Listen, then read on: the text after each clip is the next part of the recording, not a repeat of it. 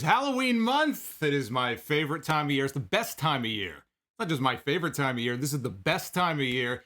This is your NXT Takeover 31 review right here on the Solomonster Sounds Of YouTube channel for Sunday, October 4th, 2020. I am the Solomonster. You know, these takeover shows always deliver. You have takeover shows that are very good. You have takeover shows that are just blow away excellent. So it can depend. Some takeovers are better than others. I really don't know that I've ever seen what I would call a bad takeover show. And tonight's show would certainly not be in that category. Tonight's show had a little bit of everything.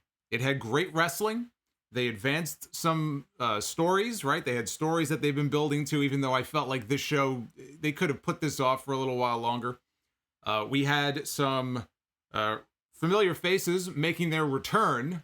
We have a women's division now that has been refreshed, which it's going to need because they've lost some women, and I have a feeling they may lose a few more in the draft coming up this week. And we had a new setting. This was the debut of NXT inside the Performance Center. It is the Performance Center no more. The WWE Performance Center has now been rechristened. It is now the Capitol Wrestling Center. Very surprised they actually have the word wrestling in there. Clearly, this was not a Vince McMahon decision. But they are now calling it the Capitol Wrestling Center, which had a combination of a lot of Thunderdome-esque elements to it. They had the LED boards with all the virtual fans, but they allowed actual fans into the building as well. It was a mix of some of the wrestlers and trainees, family and friends.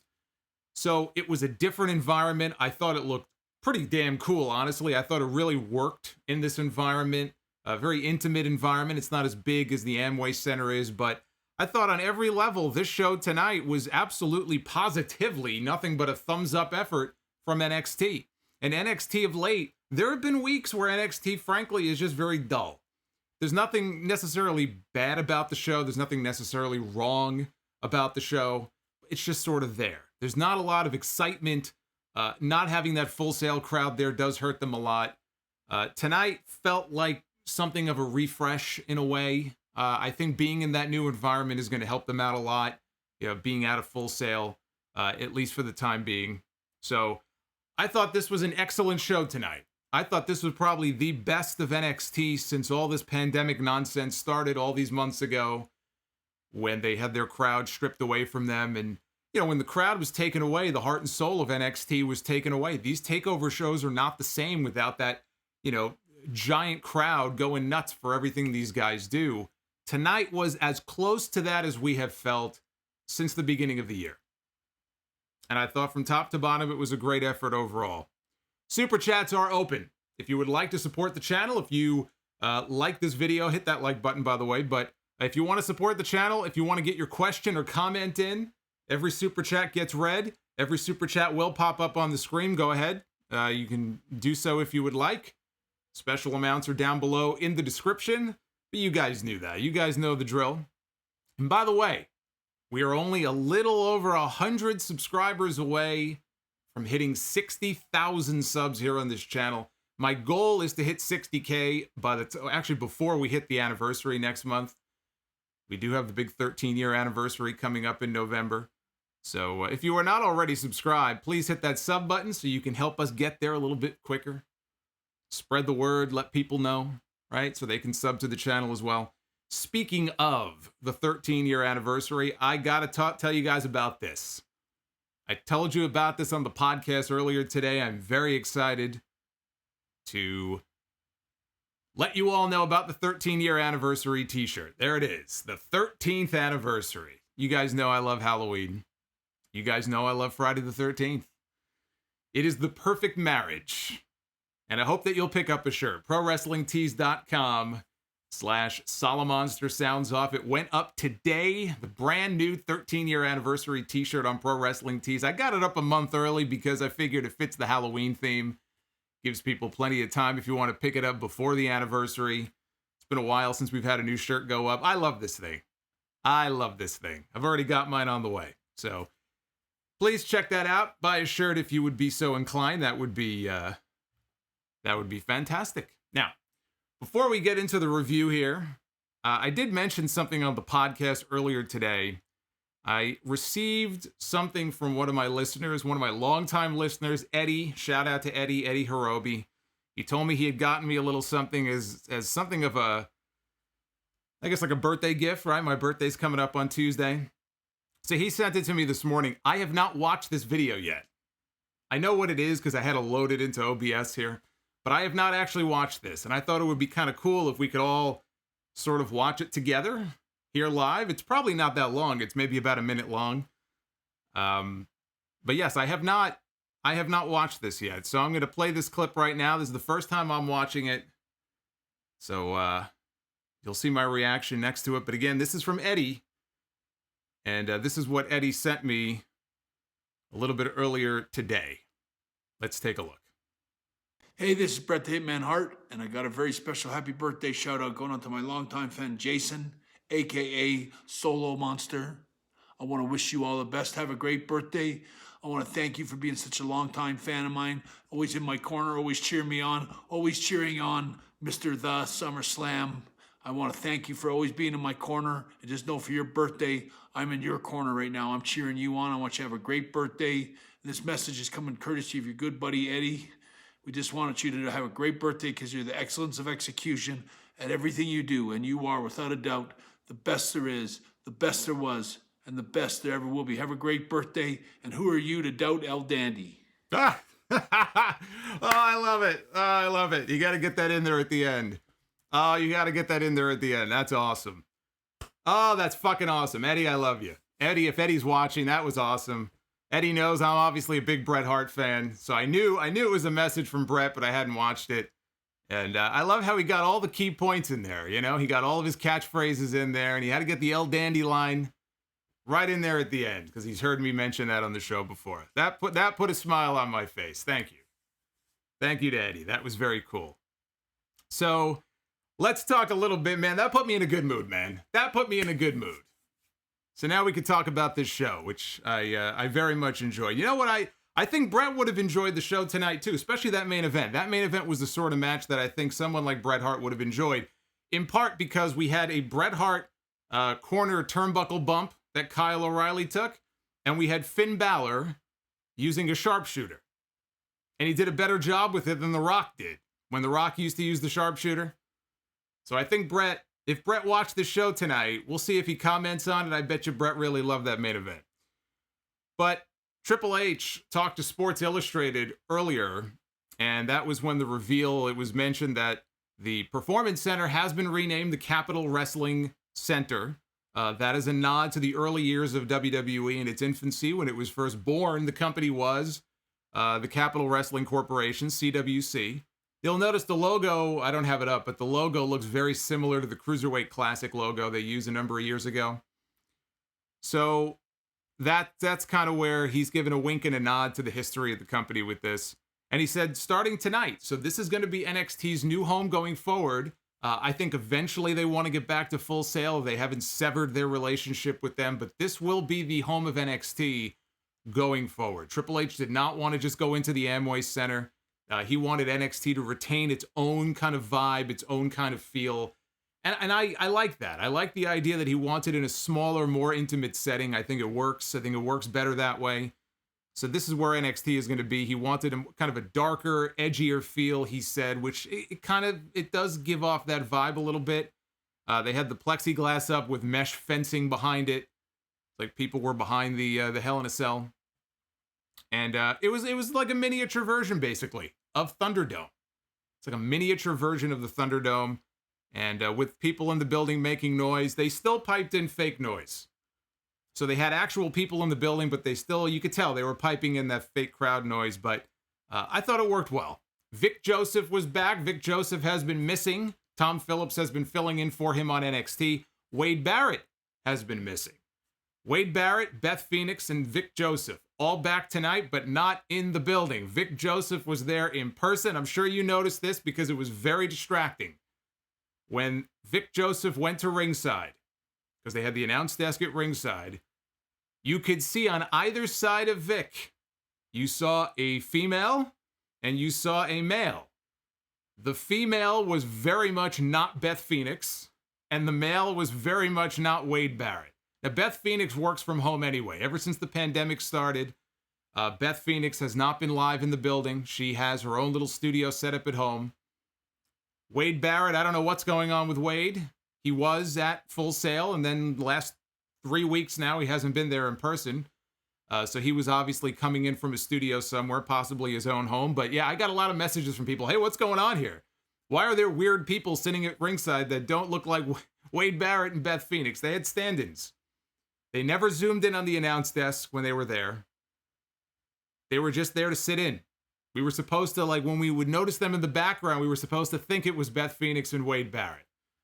But it was very much not Wade Barrett. And no, Casanova King, it was not Sasha Banks. I know it kind of looked like her from afar, but it was not. Actually, somebody said it was somebody from MLW.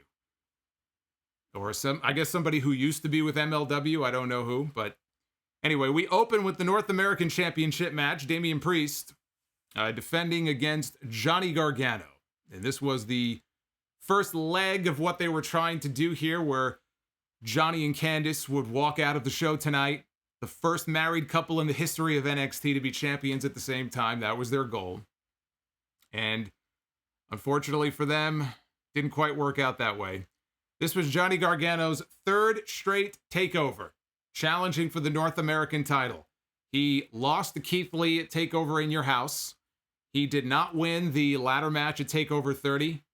And unfortunately for him, he didn't fare any better tonight. I would say that this is the end of the road for Johnny Gargano as far as the North American title is concerned. I think he has exhausted all of his North American title opportunities. We had Damian Priest with a razor's edge at one point. He was on the floor, and he just kind of just dumped Gargano. Very, very safe razor's edge, but he dumped him on the apron. Rolled back inside for a near fall. Went for the Reckoning. Not to be confused with the Retribution member by the same name. Which one is Reckoning? Is it Mercedes Martinez? Or no, she's Retaliation. Mia Yim. I think Mia Yim is Reckoning. Yes. So Damian Priest went for the Mia Yim. Got countered into a standing sliced bread by Gargano. We had Priest going for the South of Heaven Chokeslam Bomb, which he nailed Gargano with. Only got him a near fall. Priest with a running cannonball dive out over the top rope. So, my all-time favorite WrestleMania match is Undertaker against Shawn Michaels at WrestleMania 25. And the only real fuck-up of the entire match, which has become part of the legend of the match, was the errant dive where the Undertaker almost killed himself. That's what they were going for here. Not to try to kill themselves, but they were going for a similar type of dive here. And thankfully, this worked out a lot better than the WrestleMania dive did.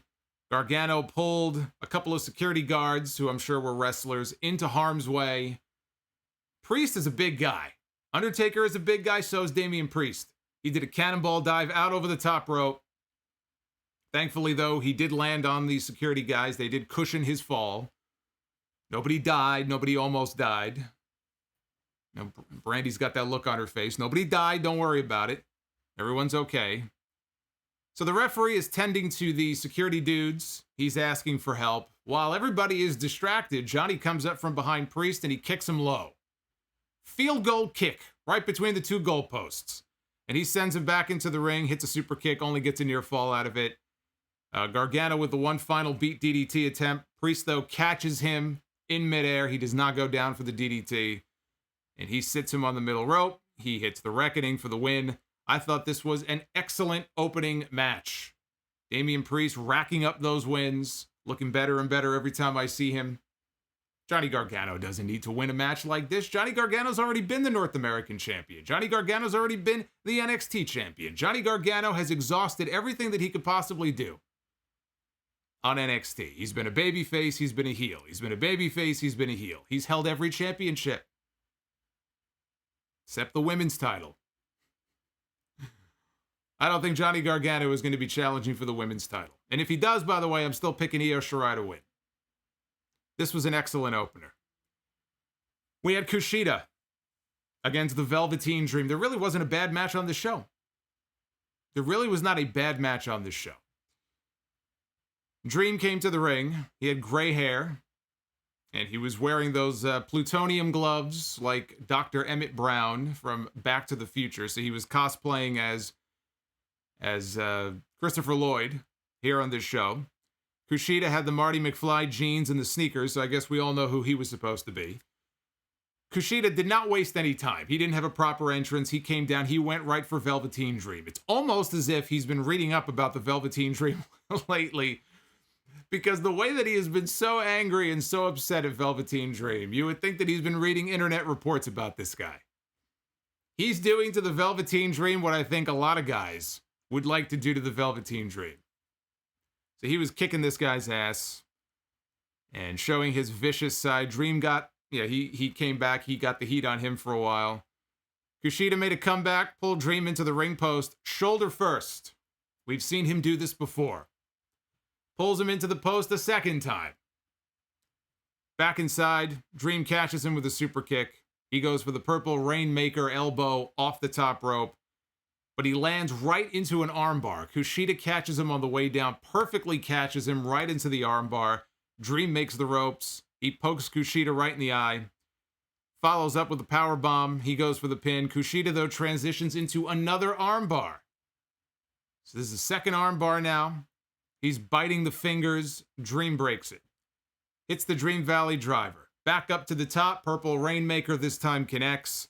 Dream comes up lame, though, with that left arm. Kushida's been working that left arm over the entire match, so he can't go for the pin. He's wasting precious time. By the time he makes the cover, it's too late. So Dream heads back up now. He's going back up to the top rope for a third time. Nothing good ever comes from going up to the top rope too many times. Kushida, he runs the ropes. He meets him up top. And he has him in the position for the hoverboard lock, the Sakuraba lock. Flipping hoverboard lock all the way down to the mat. And he holds on to the hold. And Dream is trying to fight it. He's trying to kick off the ropes. He's trying to get out of it. He gets vertical. He hits the Dream Valley driver. Kushida will not let go of the hold. Kushida is cinching up on the hold. He will not release it. Dream can take no more. He taps out. And Kushida gets the win. But that's not enough for Kushida, because he read all the same internet reports and tweets that you and I read. He's like, fuck this guy. And he goes back to the Velveteen Dream. He beats him up some more. And he puts the armbar back on him. Now he's bending the fingers back. So the Velveteen Dream can't tweet and he can't DM anybody. So he's bending the fingers back. Locks the armbar on for a third time. Kushida here came across as just being completely unhinged. This was a side of Kushida that we haven't seen. Kushida's been the nice guy.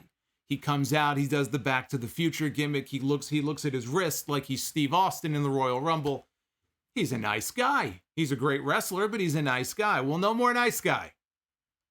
It's time to be an asshole.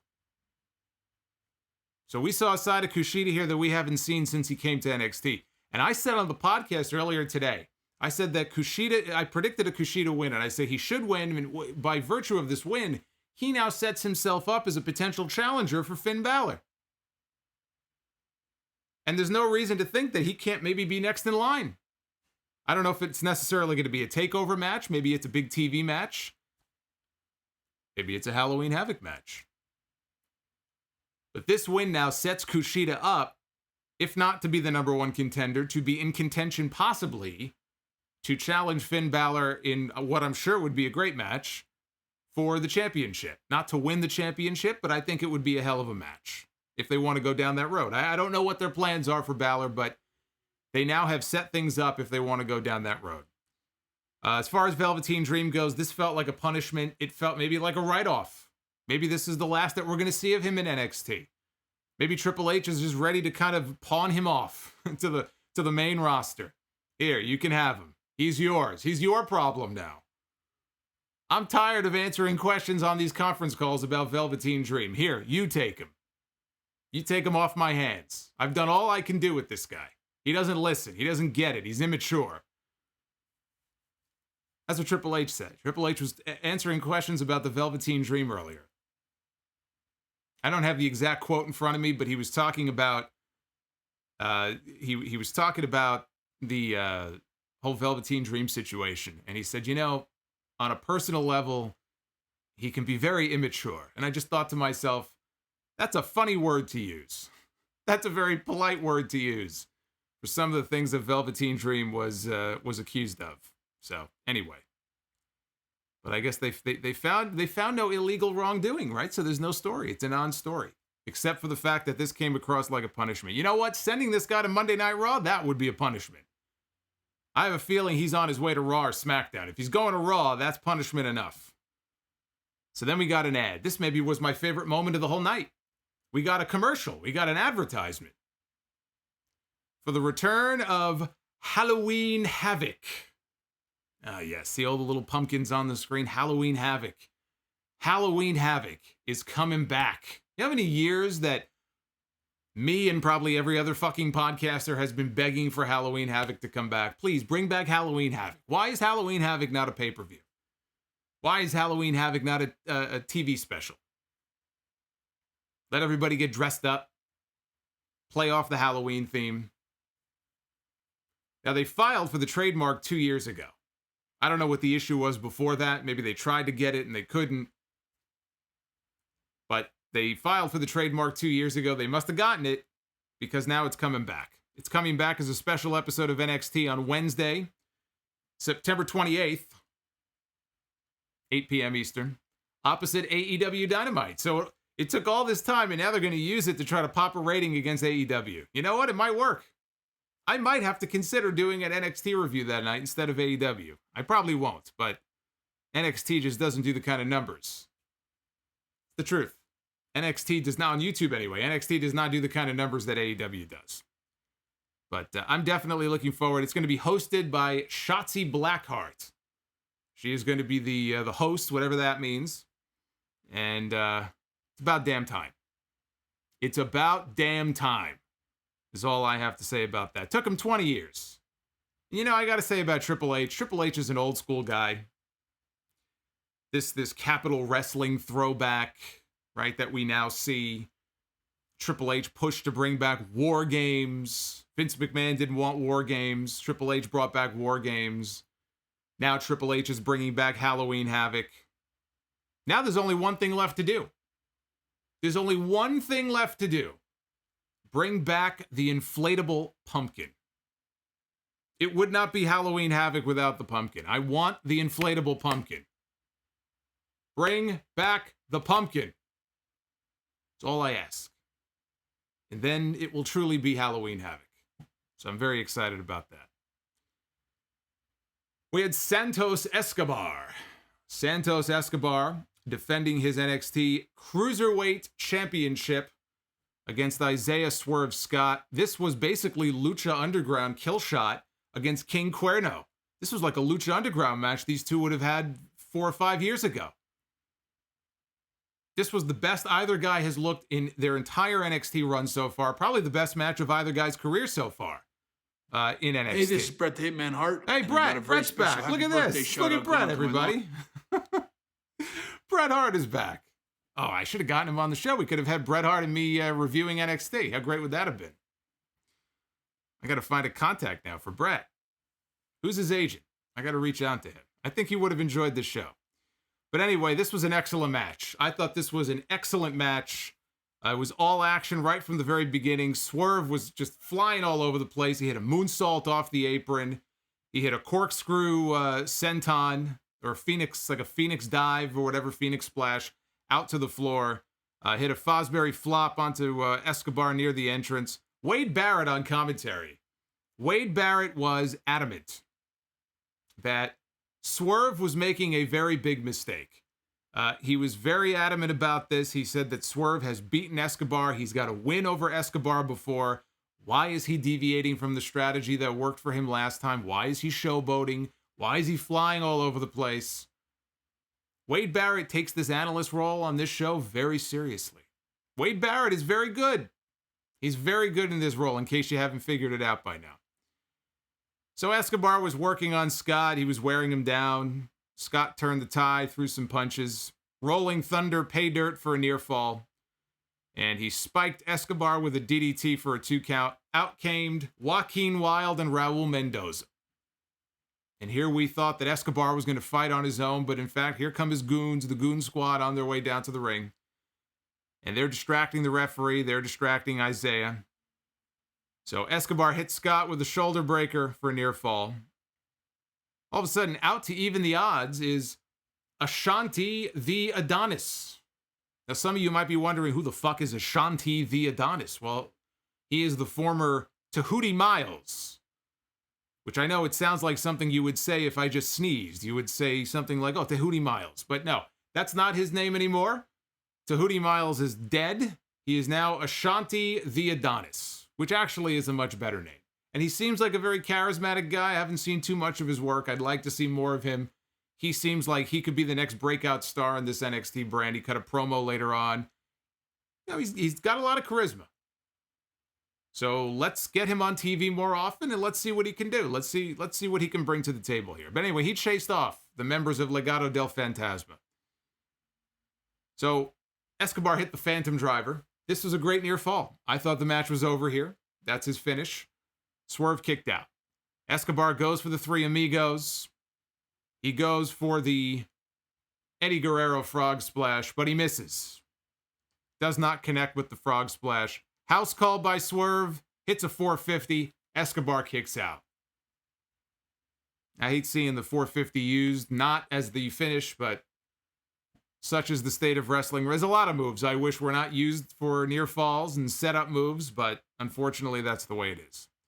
So they fall through the ropes. They end up on the apron. And Swerve gets knocked backwards. Now, this didn't look good. I know what they were going for here, but you gotta be safe about it. I mean, the whole point was the back of his head or the top of his head was supposed to clip. We were supposed to believe that it clipped the ring post. I don't want the guy's fucking head to actually smack the ring post. But you could tell that his head didn't really... at best, it grazed the ring post. But he sold it like he was knocked loopy. And unfortunately, that was the finish. That led to the finish where Escobar hit this double underhook facebuster onto his knee for the win. This could have gone either way. You could have gone either way here. You could have had Escobar retain as they did. I don't think anybody would have complained if Swerve won. This was the best match of Swerve's career so far in NXT. He looked great. Well, I mean, he is great, but he looked fantastic out there. But I picked Escobar to win, and I'm glad he did because I think, his run is not over yet. The Cruiserweight title feels more important now than it would have 6 months ago. I like this little run that he's on, but this could have gone either way. And as I said before, this was the best match of either guy's career so far on the NXT brand, bar none. Bar none. I do see all of your Super Chats, and I'm going to get to all of them. And if you have questions, feel free to submit them also in Super Chat form. We're going to get to those a little bit later. I do appreciate all the support from you guys. If you guys do send in Super Chats, if you want to take a look at those special amounts, they're in the description down below, but it could be anything you want. It could be anything you want. We'll go through them, every single one of them. We'll go through that in just a little bit. But now we're up to the NXT Women's Championship match. It is the NXT Women's title on the line, Io Shirai. Io Shirai defending her championship against Candice LeRae. The dream was already dead, unfortunately. The dream of her and Johnny leaving together as champions in the same night, that dream came to an end at the very beginning of the show. These two had a match. It's not the first takeover match between these two women. These two had a match. As I look at Creepy Jeff Hardy, the perfect Halloween super chat. Creepy Jeff Hardy. That's from the Impact days. These two had a match last summer at TakeOver Toronto. Not for a championship. It was on the undercard. It was Io Shirai, who I think was still heel at the time, taking on Candice LeRae. That was a fantastic match. Io won that match as well, but that was a fantastic match. So these two came into this match. We already knew that they could work well together because we've seen them work well together. We've seen them work well together at a TakeOver show. So we knew exactly what these two women were capable of. And they went out here and they had a very good match. They had a very good match. What was it? Was it the fourth match already? Fourth or fifth? Well, if it was the fourth, we were 4 for 4 after this match. Can't say a bad thing about any of the matches on this show. Candice was slowing the pace midway through. She was working some submissions. She was stomping on Io. So Io comes back. Candice missed a senton. And Io comes back. Hits her with a double stomp. Candice goes for the lion salt. I got to say, Candice LeRae has a fantastic lion salt. Or quebrada, whatever you want to call it. She's great. When I see her hit that, I've always said that. When I see her hit that move, she just sort of like glides through the air. It's very smooth. Reminds me of a Kurt Angle moonsault. Just, I don't know. She always hits that move. It's picture perfect. Unfortunately, she didn't win with it, but she got a near fall out of it. So Io locks on a crossface. Candice transitions into the Gargano escape. And Io gets to the bottom rope. When Candice releases the hold, though, she lets go, and she inadvertently strikes the referee. Punches the referee right in the face. Referee goes down. So now Io hits an air raid crash, goes for her moonsault, eats the knees from Candice on the way down, and on her way down, so as she's coming down with the moonsault, and she eats the knees, when she pops up, she too bumps the referee. By accident. Referee goes down, he falls out of the ring. And Candice hits the wicked stepsister foot stomp. There's no referee. She's got the match won, but there's no referee to count. So who comes out but Johnny Gargano? And Johnny Gargano comes out, he's got a referee shirt that he puts on, and he goes to count the fall. Io kicks out. So Johnny goes and grabs the women's title outside the ring. He's going to end this, he's going to finish this off right now. He grabs the championship, but the referee is up, and the referee catches him. And the referee is yelling at him. The referee is admonishing this guy, give me my shirt. And I'm thinking, you've got your shirt. Maybe this was his other shirt, but you've already got a shirt. Who cares? Just send the guy to the back. This referee was obsessed. Give me my shirt. So while he's distracted with all of this stuff, meanwhile, there's a match going on. He seemed very concerned about his shirt. So while this is going on, Candice hits Io with the belt. Of course, the referee didn't see it because he's obsessed over his fucking shirt. She goes for the pin. Io kicks out. Top rope Spanish fly by Io Shirai connects. And it's back up for the moonsault. And Io retains the women's championship. Very good match. These two women work very well together. That's two very good or even excellent matches at TakeOver shows. Last year and this year. 4 for 4. And another loss. 2 in one night for the Gargano family. This was not a good night for the Garganos. Not a good night for them, and it makes me wonder, could they be headed to Raw? Could they be headed to SmackDown? We got a draft coming up. The WWE has not confirmed that NXT is going to be part of the draft, but earlier today, I don't know if you saw it, but WWE, their Twitter account, they tweeted everybody, wanting all the fans to tweet their draft moves. Who do you think is going to Raw? Who do you think is going to SmackDown? And they included NXT. Now, maybe it was an intern who made a mistake, but they quickly deleted it. I don't know if that's a sign that, in fact, NXT is going to be part of the draft. I don't see why NXT shouldn't be part of the draft. All we ever hear about from these people are NXT is now a third brand. It's not developmental. It's its own brand. NXT is on USA now. It's on the same network as Monday Night Raw. Well, then why does it get treated like the bastard stepchild? Why wouldn't it be included in the draft? Doesn't make any fucking sense. If it's its own brand, I mean, people are coming up from NXT throughout the year. Makes absolutely no sense for it not to be part of the draft. NXT should absolutely be part of the draft. Although I do pity some of the people who go to Raw. Some people can overcome that. Other people, unfortunately, can't. That's their battle to fight. So I don't know why the tweet was deleted. I don't know if NXT is going to be part of the draft officially or not. But again, there's absolutely no reason for them not to be. It's just stupid. If they leave them out, it's just very dumb. Io's in the ring. Io is in the ring and she's celebrating her win. And all of a sudden, who pops up on the screen? Toni Storm. I had completely forgotten about Toni Storm. She's been overseas, I guess unable until now to travel here. Hanging out with Juice Robinson, right? The two of them are an item. For those who don't know. There's your soap opera update. But they seem very happy together. Good for Juice. Juice seems like a very happy guy. He's very happy in New Japan. Last I heard anyway, he and Tony Storm were together. What's not to love if you're Juice Robinson? So good for him. But she pops up on the screen and she says that she is officially back. She is officially back in NXT. She sends a warning to Io. Very soon it will be Tony time. So that's a big addition to that women's roster, but we're not done yet. Io's still in the ring. Now we have a vignette. And we've seen these vignettes that have been airing over the last several weeks of this mystery person who is coming back to NXT. And they were kind of billing themselves as a former NXT champion. We don't know what that means. And I've been saying on the podcast, that doesn't mean that it's a men's champion. It could be a former women's champion. And the two choices that I threw out were either Bo Dallas. Everybody was saying Bo Dallas. I figured it was either Bo Dallas, who is still under contract, or Ember Moon.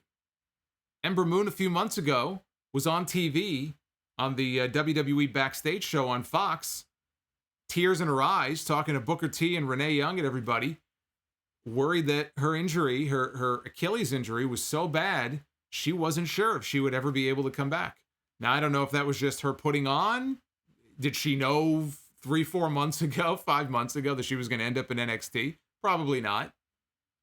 At that time, maybe her rehab was going slow enough where she really didn't know if she would be able to come back or not. So for her sake, I hope she's 100% because, again, that's a very serious injury. It's a tough injury to come back from. It is a serious injury. Achilles injuries are they're tough. And not everybody is the same, when they recover from that. But she looked great here. Big smile on her face. She came out, she took the motorcycle helmet off, and it was Ember Moon. She has a little bit of a different haircut. Otherwise, though, she looked the same. Big smile on her face. So things just went from 50 to 100 as far as this women's division is concerned in NXT. Because all of a sudden now, you've got Io Shirai, who is the champion, the right person for that role. For the time being, Rhea Ripley is still there. I have a feeling she's not going to be there very long. But Rhea Ripley is still there. But now you've got Toni Storm back, and you've got Ember Moon back. Ember Moon is back in NXT. And they needed that boost. They needed that shot in the arm because you have Tegan Nox, who just went down with another ACL tear. There's no telling when she's going to be back. They lost Mia Yim, and they lost Mercedes Martinez to Monday Night Raw. So they lost a few people recently. So all of a sudden, in one night, they got two big names back. Candice may be on the way out, so they need new faces, and these are the first two, and I think it's going to be a real shot in the arm. Rhea, I think, ought to be headed to Raw or SmackDown, preferably SmackDown. But I think Rhea and Candice, to me, are the two most likely ones to move, I think. Rhea earlier today was saying that she wanted to face the winner of the match tonight with Candice and Io. I don't think they're waiting until the next takeover in December. We could see that match as soon as this Wednesday. If we get that match in the next week or two, it's because Rhea is moving. They could really use her. The women's division on Raw or SmackDown could use a few new faces. Now, you could repackage Carmella all you want to. Carmella's been around for years. Everybody knows she's a known commodity. You could repackage her 15,000 times. It's not going to make a difference. You need to bring in new faces. And Rhea Ripley is one of those people who ought to get the call up to one of those brands. Which brings us to the main event. Finn Balor. Finn Balor challenging Kyle O'Reilly. It's actually Kyle O'Reilly, the one challenging for the NXT Championship. The biggest match of Kyle O'Reilly's life. Kyle O'Reilly, ever since he came to NXT, has been a tag team wrestler. It's been him and Bobby Fish. Call them Red Dragon, call them Undisputed Era, call them whatever you want. That's all that Kyle O'Reilly has been. But Kyle O'Reilly has the potential, I've said, to be somebody who one day could be on SmackDown, let's say, as a solid Intercontinental Champion. I don't know that I ever see him as Universal Champion or WWE Champion. The talent is there. I don't ever see him necessarily being, pushed to that level. But he could be a solid Intercontinental level champion on the main shows as a single. I think his future is as a single, not even as a tag team wrestler. So I was very happy to see somebody new in the main event, him getting a shot. I think it's a cool story. You know, on that Prime Target special they did, he talked about how he's always wanted to face Balor, but they always missed each other. So when he left Canada to come to the U.S., Balor had already left for Japan. When he went to Japan, Balor had went to NXT. When he came to NXT, Balor went to Monday Night Raw, and they just kept missing each other. And now they were finally going to get to go one-on-one. This match got off to a very slow start. And yes, Frost, I understand that Kyle O'Reilly is a former ROH champion. That was ROH. This is WWE. Do you really think that Vince McMahon is going to look at Kyle O'Reilly and push him as the world champion on SmackDown or push him as the world champion on Raw? Because I don't. I mean, I know they did with Daniel Bryan. Daniel Bryan, though, is like he's a special performer. I put him in a different category. You know, he could be a very versatile performer. I mean, I guess so can Kyle. Kyle could be the funny guy too, but I don't know. I just don't. It's not that he doesn't have the ability to be at that level. It's just a matter of I don't see him being pushed at that level. Once he leaves Triple H and he goes to Vince, I just don't see it. But there's nothing wrong with being in the kind of upper mid-card, you know, intercontinental level. There's nothing wrong with that. Nothing wrong with that. They got off to a slow start. They were working holds. This was a very kind of old school type wrestling match. I could see where some people would watch this and get kind of bored. Why? They're slowing the pace down. Why? The problem is almost every other match on this show was like a million miles an hour. And so they intentionally brought the speed down. They brought the temperature down a lot here. They cooled everybody down. I think that's what they were going for. And yeah, it was a little, at first it was a little dull if you're not into the exchange of holds and all that, but it was building to something. What they built to was, I thought, an excellent main event. This was a great professional wrestling match. They knew they were going to go a while. They slowed it down. They were working holds. I said before, O'Reilly took this great corner Bret Hart chest first bump into the corner.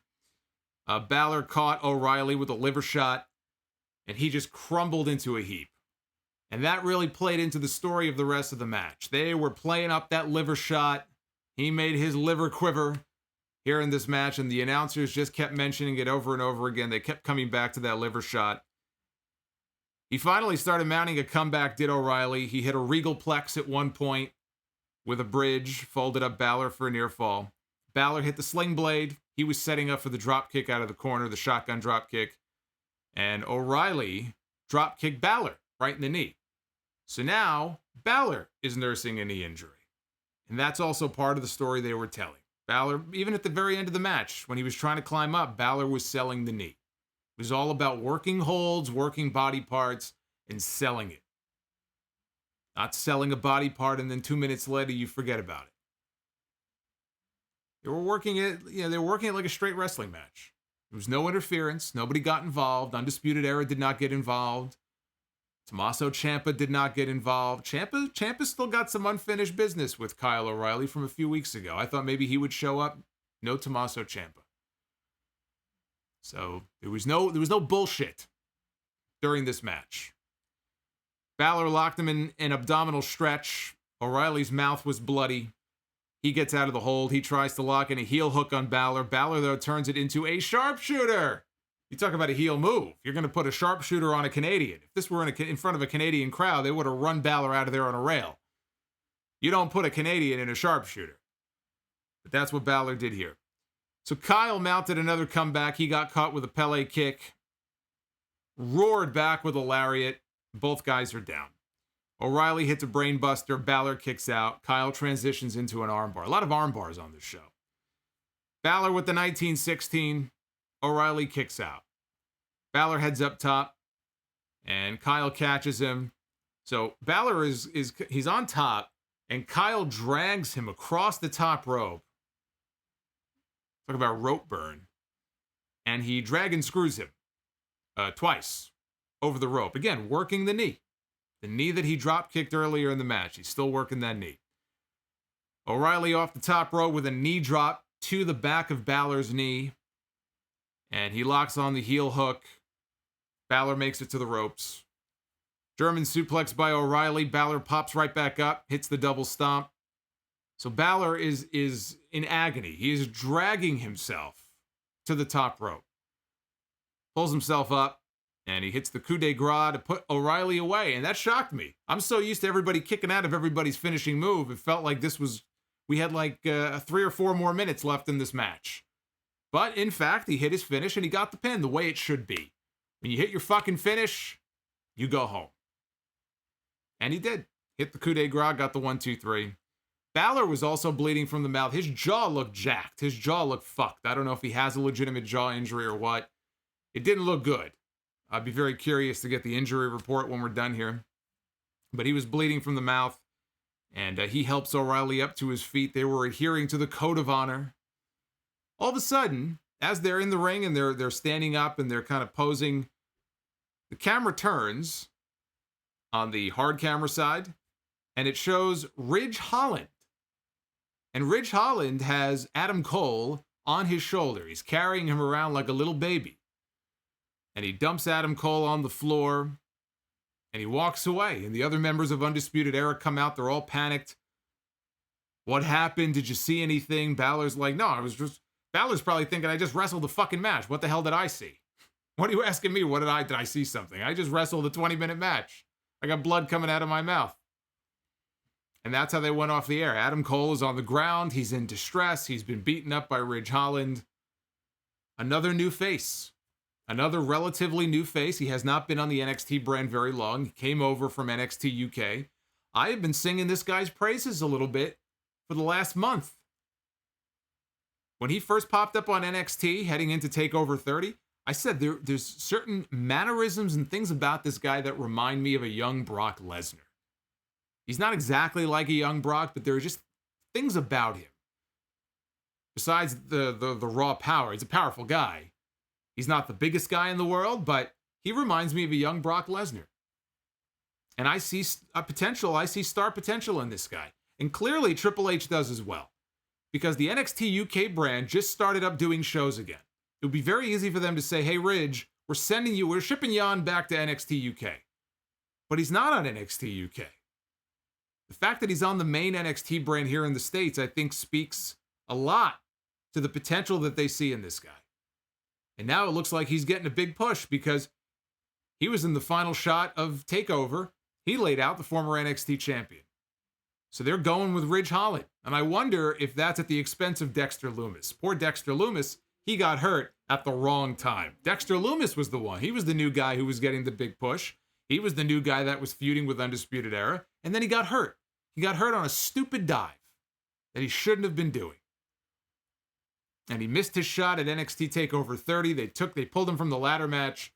Only this week did he pop up on TV again. I wonder if Ridge Holland is getting sort of a push at the expense of Dexter Lumis. But that's what happens sometimes. You get hurt, you got to go away, and that's it. It's on to the next guy. I don't know if that's what's going on here, but I'm all for giving Ridge Holland something big to do on the show because again, I think the guy's got a lot of star potential. So I thought that this was an excellent show. You know, it's hard to do these takeover shows and maintain the feel of a traditional takeover show in the absence of being in a crowd, 10,000 people, 12, 15,000 people like they're traditionally used to being in front of. And you just have the whole building going nuts and all the chants, this is awesome, chanting NXT, fight forever, all the nonsense that people usually chant. And you really, in this environment, you really do miss out on a lot of that. And I think this whole Thunderdome hybrid that they now have going for them, it's only one night, but I think it's a pretty cool atmosphere that they've created for themselves. The way they've rebranded the PC.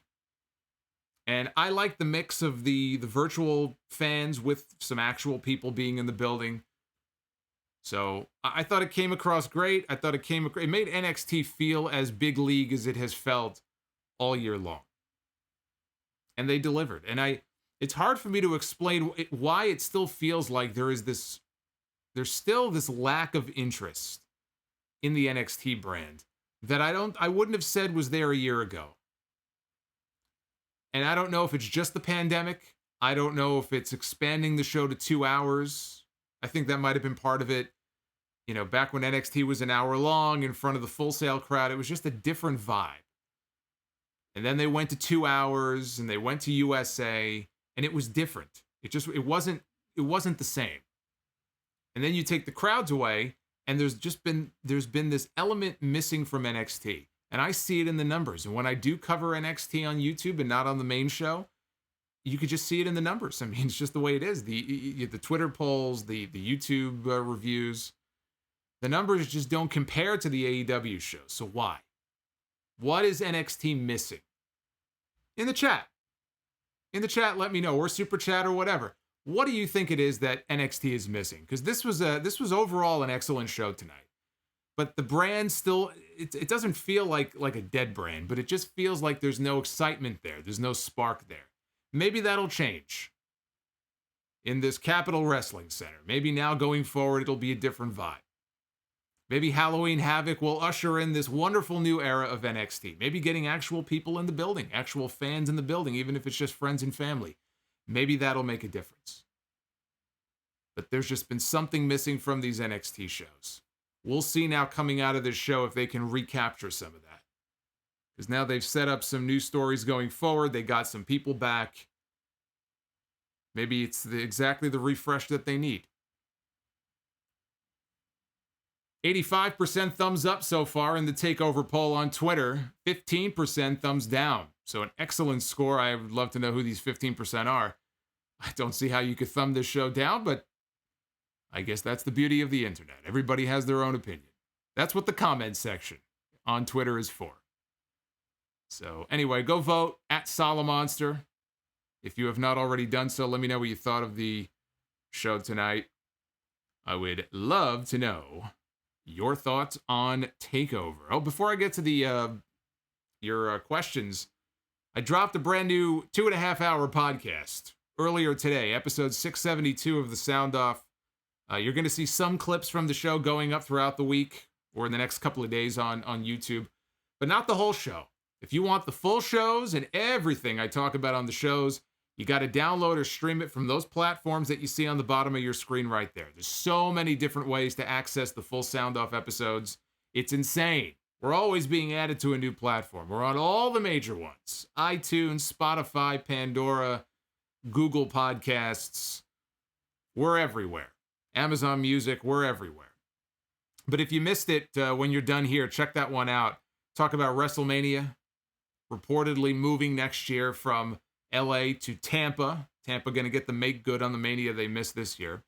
So we talk about that, talk about WWE's latest edict. Talent is very upset. They're said to be fuming, furious over this whole Cameo Twitch situation. I'll explain why and what I think about that. Big management shakeup in New Japan. What effect that might have on a potential future working relationship between New Japan and AEW. It sounds promising. So I talked about that as well. And just a ton of shit. So check out episode 672 if you did not have a chance to earlier. Get these pumpkins, get out of the way. These damn pumpkins. Ryan Spies with the $1.99 super chat. No Bo Dallas on the show. He's very upset. No Bo Dallas. Yeah, I mean, Bo Dallas, I don't know what's going on with him. I think he pulled himself from TV in December. I don't think he's been seen since. Don't know what's up with Bo. They let go of Curtis Axel, but they kept Bo. Maybe they just didn't want to piss off Bray Wyatt because they already let go of his father. They didn't want to let go of his father and his brother and really make him upset. I don't know. But he's still under contract. He's just not doing anything. I miss the old Bo Dallas. That Bo Dallas run, Bo Leave from NXT. I wish we could get that version of Bo Dallas back.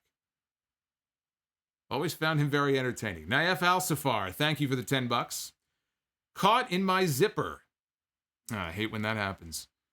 Kaylee Ray will beat Asuka's number of days as champion while sitting at home. Well, but she's not holding the same title, though.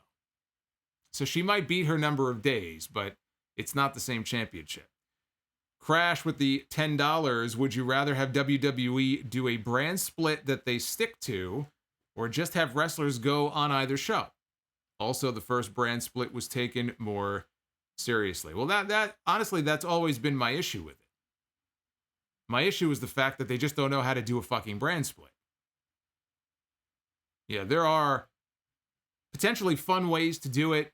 Trades, back when they had general managers, we never saw trades. They would be like every now and then, but they never took full advantage of the whole format and made it kind of feel real or feel special.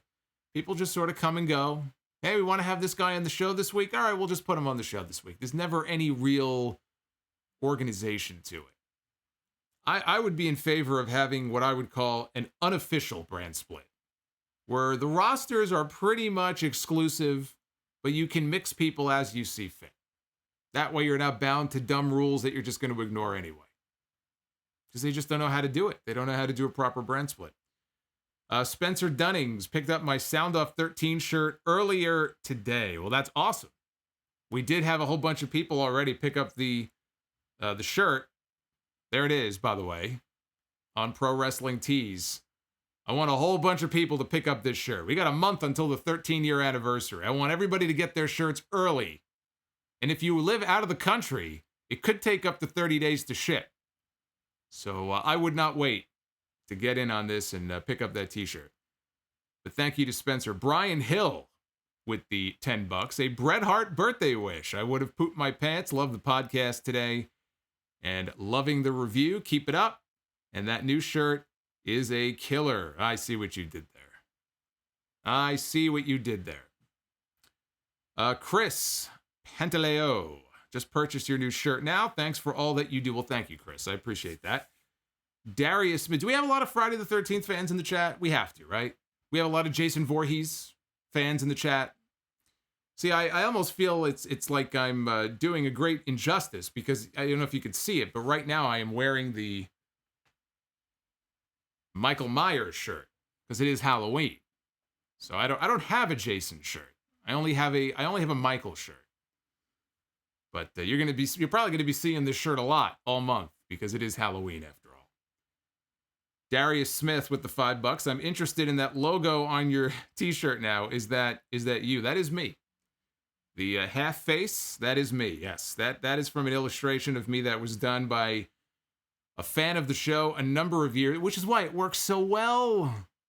That's Jason. That's me. But yes, that was an illustration that was done a number of years ago. Chris Quillman with the $10. Good job for not losing your shit during the Bret Hart birthday wish. By the way, I love seeing the Lucha Underground match of the night. King Cuerno against Killshot.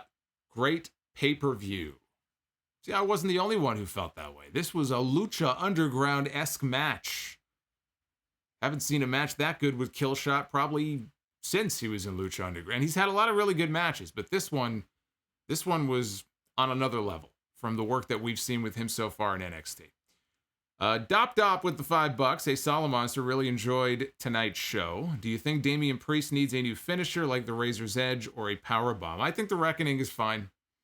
I don't think you need to borrow somebody else's move. He uses the Razor's Edge almost as just like a mid-match move, which, is fine. He's a big guy, so he's not going to do a leaping move off the top or anything like that. I think the Reckoning is fine. The Reckoning is the kind of move that you can hit on anybody. You can hit the Reckoning on anybody at any time. It's an easy move to use.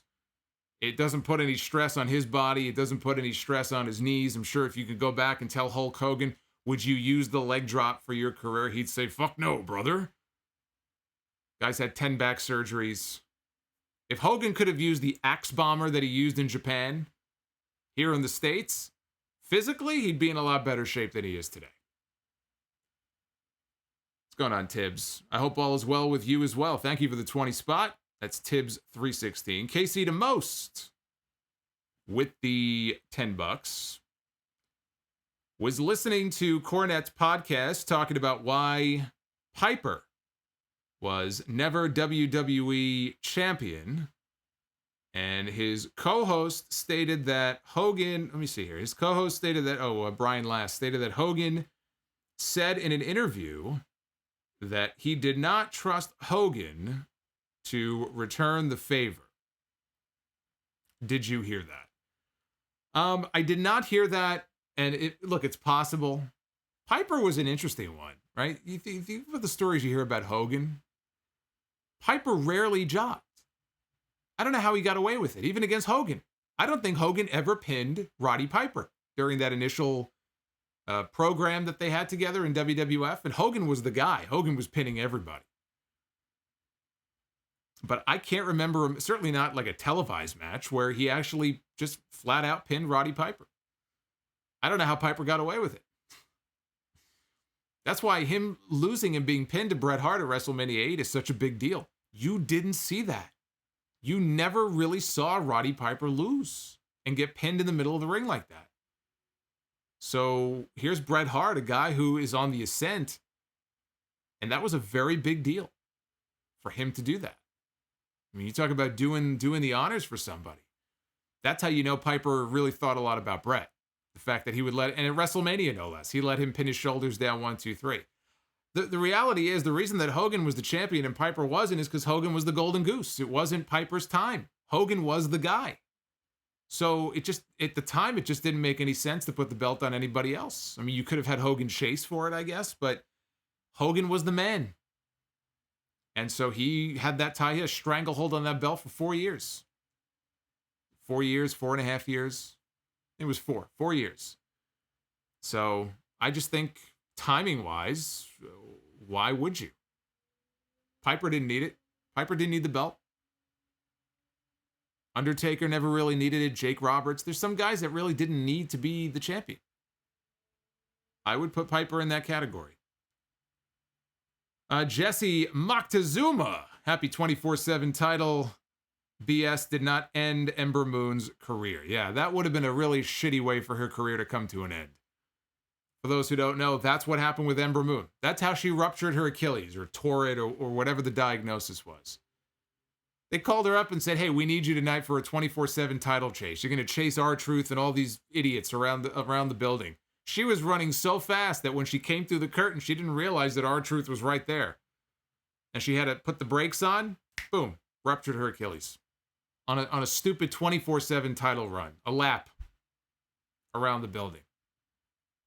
You talk about a shit way for your career to come to an end. So I'll bet you that Ember Moon is happy as anybody that she is able to come back. Crash, what about Kyle O'Reilly winning Money in the Bank and cashing in? Well, look, I mean, I don't know. Maybe one day anybody could win Money in the Bank, so sure, why not? Why not? It's too early to talk about Kyle O'Reilly and Money in the Bank. Rodimus Prime with the $25 super chat. Awesome takeover show tonight. The main event was amazing. And Jesse again with the $5. Happy that when Johnny came to the ring with the referee shirt, they did not do what they did with Asuka versus Sasha and Bayley. Sean D. Remember when Daniel Bryan started rapping against Kane? That was funny. Yes, that was actually quite funny. Or when Daniel Bryan was on that, what was that show they had for a while? It was the Saturday morning, Saturday Morning Slam. And he was on commentary talking about bears. It's like some kind of inside joke. He wouldn't shut up about bears. He just gave him a bear hug. He was going on and on about bears. And I vaguely remember Hornswoggle being dressed up in a bear costume and getting kicked in the nuts or something. Maybe I just dreamt it. I don't know. Chris Ludek. Sorry if this was asked already, but will we get the Yeti and a monster truck match with someone falling off the roof at Halloween Havoc? I just hope we don't get, well, I guess we're not going to get Hogan and the Warrior. We don't have to worry about that. I don't want to see a rematch of the rematch at Halloween Havoc. One of the worst matches in WCW, probably one of the worst matches in Halloween Havoc history. Not the worst, but one of the worst. Chris, I love Friday the 13th and Halloween, but Raw is the scariest of all. Brian Becerra, NXT is developmental, and guys move on to Raw or SmackDown, and nobody stays on NXT. It has never been treated like a quote-unquote brand all of its own. As long as it continues this way, it will never change. Well, you have a guy like Ciampa who has said that he does not want to go to the main roster, and I know he made a few appearances on SmackDown, but he and Gargano so far have been lifers in NXT. I do think we may be seeing Gargano and Candice, though, moving on somewhere else. I just don't know what's left for them to do, what's left for them to accomplish at this point. I mean, really, what is left for them to accomplish in NXT at this rate? They've done everything they could do, especially Johnny. He's been there for so long. He did the tag team thing, DIY, North American champion, NXT champion. He's wrestled everybody there is to wrestle. The guy's lost 3 takeover matches in a row. I mean, at some point, you got to wonder if it's time to move on. It's time to move on. I don't know. I don't have a lot of faith that if he went to Raw, they would do much with him, but who knows? Every now and then, yeah, you get lucky. I just look at what Keith Lee's doing so far. Keith Lee and Keith Lee got a win over Randy Orton at Payback. Keith Lee has yet to be beaten just straight up. And yet Keith Lee feels less special right now than he has probably ever since he signed with WWE. And that has to be a concern. That has to be a worry. I think for anybody on that NXT roster who gets called up to Raw, that has to be a concern. Just look at Keith Lee and that shitty music they gave him. The True Heel Master. I watched your review about WWE taking over talent's Twitch and Cameo accounts earlier. I have no sympathy for the WWE talent. They should speak up. Ball's in their court. If it bothers them that much, if what they're saying is true, and they're not misrepresenting what Vince McMahon is actually looking for, and I'm hoping that this week we'll get some clarification on that. But enough people have now spoken about it where it sounds pretty on point. At the end of the day, somebody's got to take a stand and put their name on it publicly and stand up. And not just one person, but a whole bunch of people. And if they're not willing to do it, it doesn't matter how many times someone like me is going to sit here and turn blue in the face talking about this stuff. I'm not the one that has to work there.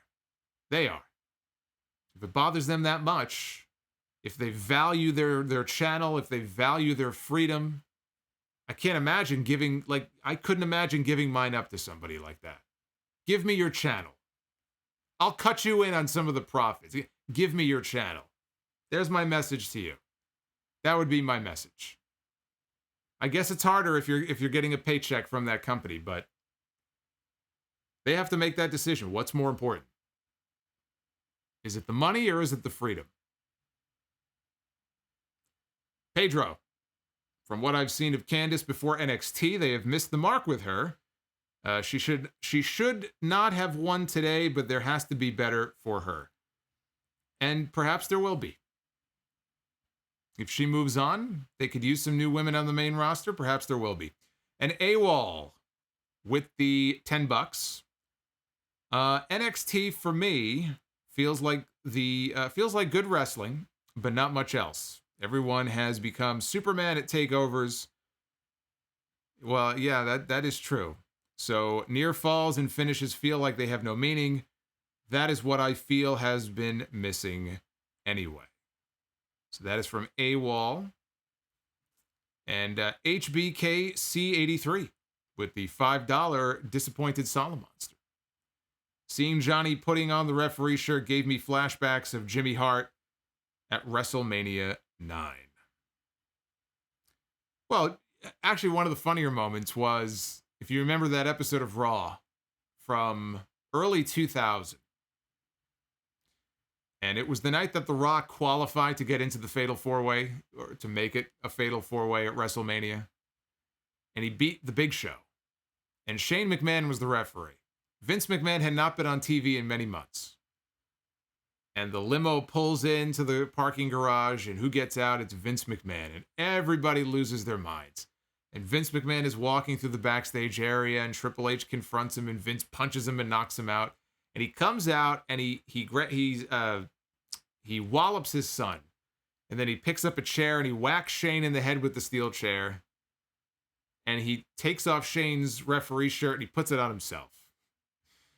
Vince McMahon wearing a referee shirt is just always a funny thing to me. When he was the referee for Austin against Dude Love at Over the Edge in '98, I mean, he intentionally had to wear a referee shirt that was about 3 sizes too small. Just to make it. Now, Vince was in good shape. Vince was, he had the swelled up physique. I'm sure he ate a lot of salads at that time. But it was comical. He looked like he bummed, Mick Foley even said, it looked like he bummed the shirt off like a 13-year-old girl. So, didn't he do that with CM Punk too? There was something with a match that he officiated on Raw, like maybe 5 or 6 years ago. I don't even know.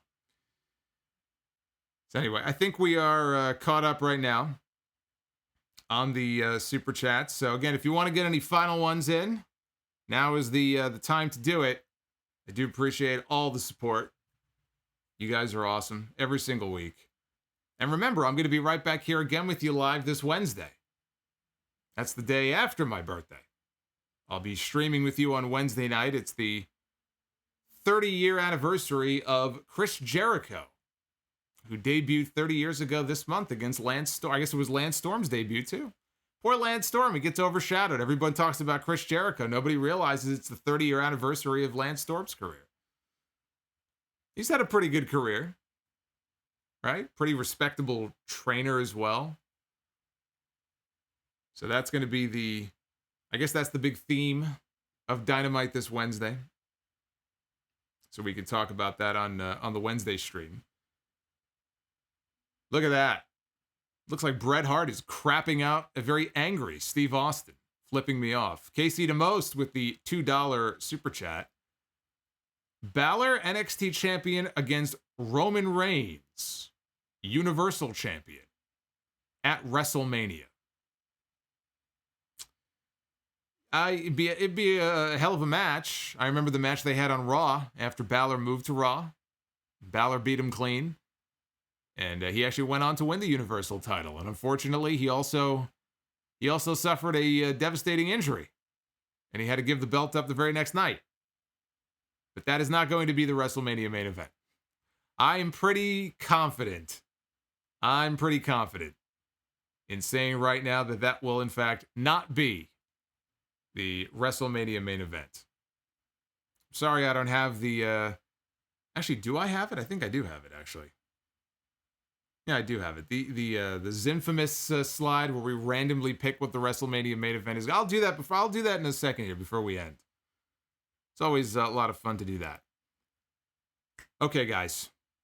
Are we done here? I think I think I got through all the super chats. Listen, thank you for all of your support. Again, if you did miss episode 672 of The Sound Of, go ahead and give that a listen. 2.5 hours of audio. You got a lot of the Solomonster this weekend. So go check that podcast out. We got more super chats coming in. I was wondering when I would hear from this guy here, Food Hive. Saw that you were live. Just stopped to show my love for The Sound Of. See you on Wednesday. Food Hive is one of the regulars that we have on the Wednesday stream. So very nice of him to drop in here tonight. We have our merry band of misfits every single week.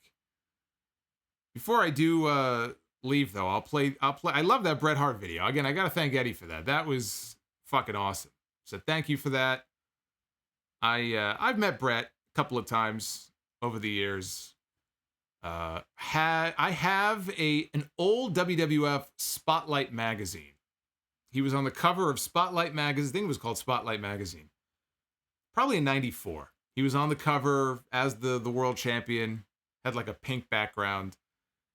And when he came to Caroline's on Broadway, he and Ric Flair for a signing probably 12 years ago, I think it was. I got him to sign that, so that's framed. It's, downstairs. I don't have like a lot of wrestling memorabilia like framed and stuff like that, but that one I have framed. And then another listener, Keith, shout out to Keith. He was at a convention somewhere a few years ago, and he said, listen, I got something I want to send you. And I said, okay. And he sent it to me, and I opened it up. And maybe I could dig it out, actually, and I'll just show you real quick. But it was this custom, I guess it's like some kind of special edition Bret Hart King of the Ring 1993 figure of him in his 1993 King of the Ring like attire. And he got Bret to sign the box in pink Sharpie. And I just thought that was the cool, because King of the Ring 93 is probably, might be my favorite pay-per-view of all time. I love that show. So I actually have some pretty cool Bret memorabilia, actually. So my fans are the best. They know me. They know me better than I know myself. Yeah, we'll play that video again here in just a second. See, actually, let me see if I can find that thing really quick. I have it. It's like right over here. What's going on, Scott? Scott Woodford with the $5. Big E against Roman at WrestleMania. Well, I think it's inevitable we're going to get Big E against Roman. I don't know. I don't see that as being the WrestleMania match unless they're going to pull the trigger on Big E and put the belt on him. You know, Big E is somebody who could be a Universal Champion one day. Is he the one to beat Roman Reigns? If you build him up, he could be. It's no guarantee Brock Lesnar is going to come back. And you know what? There's a lot of people who might not want to see Brock Lesnar again, even as a babyface. Just because the roles are reversed doesn't mean that everybody wants to see Brock Lesnar against Roman Reigns for the 65th time. So if you look at these rosters right now, I mean, who would you like to see? Who do you see as the ideal opponent if we assume Roman Reigns is still going to be champion at WrestleMania? I don't know how the draft is going to change things, but I mean, Daniel Bryan, I don't know when Daniel Bryan is planning on coming back. There's a story there they could tell. I could see Daniel Bryan and Roman Reigns as a WrestleMania match. Could I see Big E in that spot? They would really have to. They've done well so far. Continue to build Big E. Continue to build Big E. Maybe even give him a Royal Rumble win. I wouldn't be opposed to that. They told the story last year with Kofi Kingston. Now maybe it's Big E's time. But he's not there yet. He's only been doing the singles thing for about 2 months. You've got to continue to build him up. KM Truth with the $5. Do you think that up-and-coming wrestlers will bypass WWE to go to AEW in the near future, especially with Vince acting like a borderline dictator? I think we're already seeing it. AEW has snatched up a lot of young talent. WWE supposedly has an interest in Ben Carter. Ben Carter just had some impressive showings in AEW. And I'm sure AEW has their eye on him as well. I don't think they're going to get in a bidding war necessarily over 23-year-old Ben Carter, but, you know, I think you're going to see more younger guys going to AEW, and not just because, you know, of this nonsense we're hearing about now with like the Twitch and the Cameo stuff, but, you know, money aside, there's a certain freedom that some of these guys might want. They might want the ability to still work independent dates while appearing on AEW television. WWE will never allow that. There are people who can work for AEW and potentially still do dates in Japan if they want to. If that's important to a lot of these younger talents, then AEW is going to be the place to go. WWE wants their people under lock and key. When they have you, they own you. People have to think about that before they sign these contracts. These are potentially long contracts. These are 3-year contracts, 5-year contracts. Do you want to be locked down for that length of time? That's the question they have to ask themselves. So I think we're definitely going to see more younger guys going to AEW when, under normal circumstances, WWE would be the only big place for them to go. That's why it's so important to have something like an AEW around. You don't have to be a fan of AEW, but you're a fool if you don't think that AEW being around is not a positive thing for wrestling. You are a fool. Plain and simple. If you can't understand why it's important to have a healthy AEW around, then you are a fool. The True Heel Master, have you ever watched the horror movie called Society? I have not. Never heard of it. Never heard of it. I'll tell you one thing, though. There is a show that, I don't know if it still is, but it was on Netflix called Slasher. 3 seasons of it. I had never heard of it before last year. I was told about it. I started watching it. Fucking loved it. Way more violent than I expected it to be. Each season is a different story. And it's called Slasher, so it's not, yeah, that kind of gives you a sense of what it's about. If you've never seen it, check it out. I highly recommend it. Zane, I say John Cena returns to defeat Roman Reigns and break Ric Flair's record. I don't know. See, I don't know about that. I mean, it's a big match. It is a big match. I don't know that I necessarily have a lot of interest in that. But then again, I forgot. There is always the possibility of the biggest match they could do with Roman Reigns, which is The Rock. I'm just convinced that The Rock is not going to do it. I mean, pandemic aside, I'm sure The Rock would love to do it, but it's not always The Rock's decision to make. With all these movies that he's always filming and stuff, I don't see him having the time to do it. But Rock and Roman would be the biggest match they could do. By far, that would be the biggest match they could do. Food Hive says, Halloween 3 or Jason X? I've seen both. Jason X is the one on the spaceship. Come on. Gotta go with Halloween 3. I know everybody shits on Halloween 3. Oh, there's no Michael Myers. Oh, it's not a real Halloween movie. Halloween 3 is the shit. It's a great movie. You're just a hater. Give it a shot. Give it a shot. Halloween 3 is awesome.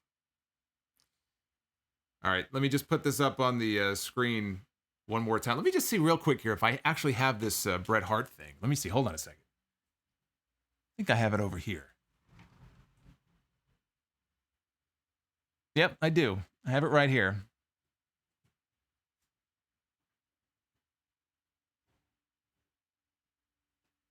All right, so I knew I had it. So again, this came, and again, this is a mirrored image. So I always have to remind people of that. It's a mirrored image, so it's going to look backwards here. But again, Keith is a listener of my show for a number of years. And he got me this gift, which is one of the coolest things that anybody's ever gotten me. Oh, here it is. It's the Elite Collection. So it's a Ringside Collectibles exclusive. And it's this right here. See? There's Bret. He's wearing his King of the Ring attire. There you see him. And it's signed by Bret himself. In pink. You can't beat that. It's never coming out of this box. I don't know why it would. I haven't played with action figures in, I don't know, 25 years. But that's truly one of the coolest things anybody's ever gotten me. So very cool.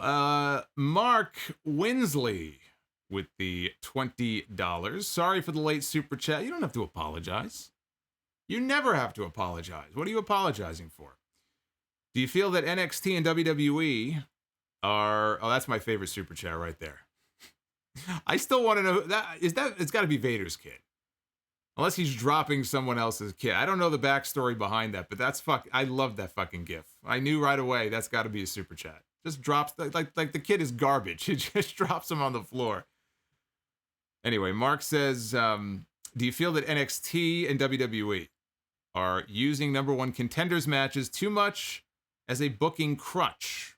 There have been 5 or 6 within the last couple of weeks alone with very little build. If you overuse them, yes, they can be a crutch. You don't want to lean into them too much. So I would say, yeah, just dial it back a little bit. They don't have a ranking system, though. So that's kind of what they do. You know, they'll build up to these number one contenders matches because there's no system in place. I mean, look, even AEW has a ranking system and they still have number one contenders matches all the time. So I just think that's kind of what they do. They all do that. AEW is not immune to that as well. They use it as a crutch. One thing that I like that they're doing, they're having this tournament. But you also don't want to lean on tournaments too much either. But tournaments are a great way to kill, you can eat up a lot of TV time by doing a tournament over the course of a month. And all of a sudden you're giving these matches on TV some importance that they wouldn't have if they're just random matches on TV. But you also don't want to have 5 tournaments in one year. There's got to be a balance. David Rivera, Triple H said on the conference call, Finn Balor is getting an x-ray on his jaw. Hopefully it is not broken, but it looks very bad. Yeah, oh boy, that sucks. And I made the comment, I said at the end of the review, I said Balor's jaw looked jacked. I mean, he was bleeding from the mouth, but his jaw looked fucked. And I don't know when it happened. They were hitting each other with hard strikes. So I don't know if it was like a palm strike. I don't know if it was a kick. But they were stiffing the hell out of each other. They were they were throwing bombs in there. So it could have been on anything. I'm sure I'll go back and watch clips of it and I'll figure out where it happened. But if he's got a broken jaw, if he has to have his jaw wired shut or something like that, then here we go again. I mean, it's like Karrion Kross wins the NXT Championship, and that very same night, he gets hurt, and he has to vacate the championship. That's what led to all of this stuff with the Iron Man match, and then the match with Balor and Adam Cole. And now here we are in a situation where Finn Balor, if that report is to be believed, could very well be hurt. You hope it's not serious, but could we be back in the same boat where Finn Balor is hurt and now he has to give up the NXT Championship? Maybe if this happened, I mean, there may be a curse on this NXT title. I don't know that I want to hold the NXT title. This thing is like, it's like, keep it away. Hopefully it's nothing too serious. Okay, so I have people telling me it was a knee to the mouth in the corner near the end of the match. And Duff's vid says it was a knee 2 minutes before the finish when Finn got his jaw busted. Okay. Well, at least he didn't have to wrestle the entire match like that. But I guess that would explain the blood coming from his mouth. And Smooches said that, yes, that's Vader's kid. I used to follow his son, and he said that it was him. All right, well, if it's his kid, then that's fine. My father did that to me all the time.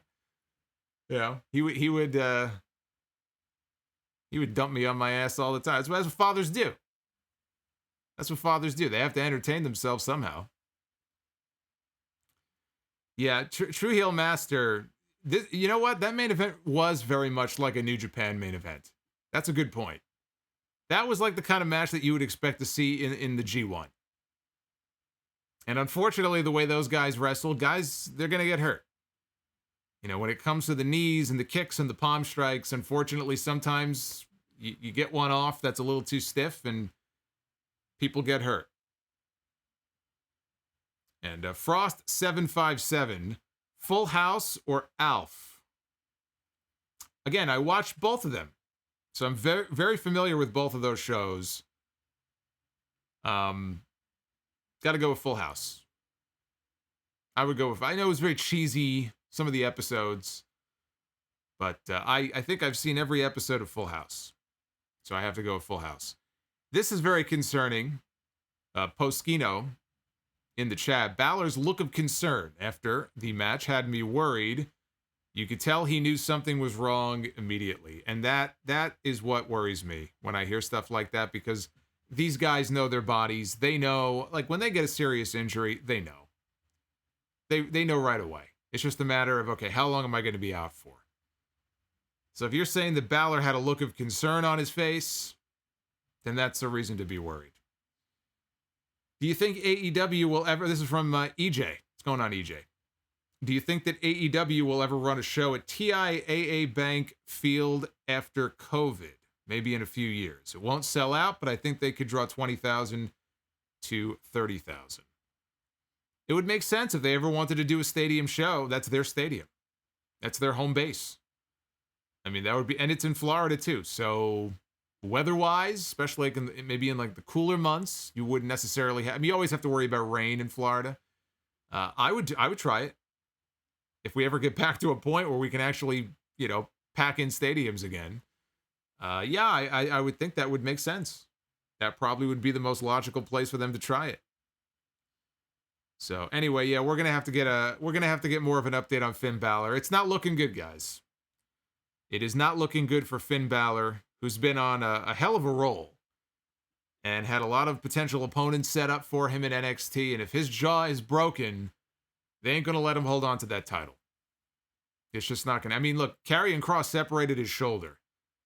And it depends on how severe the separation is, but I didn't think that it would be necessary to take the belt off of him, and they did. So if the guy has a fractured jaw or a broken jaw, then we may have seen the end. We may have seen the end. But let's wait until the diagnosis and see.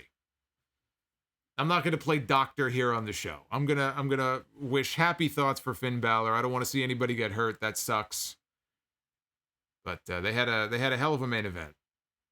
Would be kind of funny though. Well, not funny, but if it was an injury where he had to have his mouth like basically wired shut, but within a few weeks or a month he would be okay, and they kept the belt on him, but he couldn't cut any promos.